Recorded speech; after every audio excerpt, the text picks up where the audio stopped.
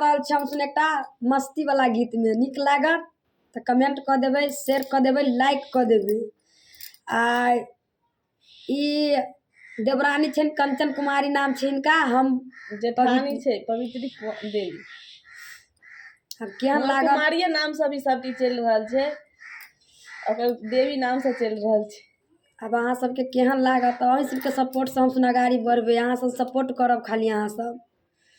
अहाँ सब देख ले छिए, देखे नहीं छिए, आगा बढ़ा दे छी, कुछ नहीं करे छी। एते दिन से मेहनत एते गर्मी छे, एते गर्मी छे से गर्मी से लोग के बुझाई छे सर्दी भ गेल। देखे में रुमाल केहन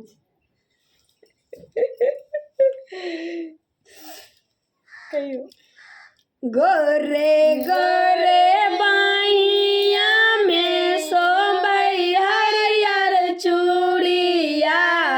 गोरे गोरे बाइया में सोबई हरियर चूड़िया। चूड़िया रे पहिरे चलली रे बाजारिया। चूड़िया रे पहिरे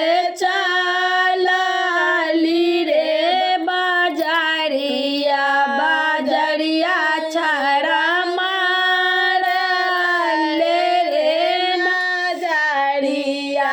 बाजरिया छाड़ा मार ले रे नजरिया। तोहे कहे यार छाड़ा मार ले नजरिया। तोहे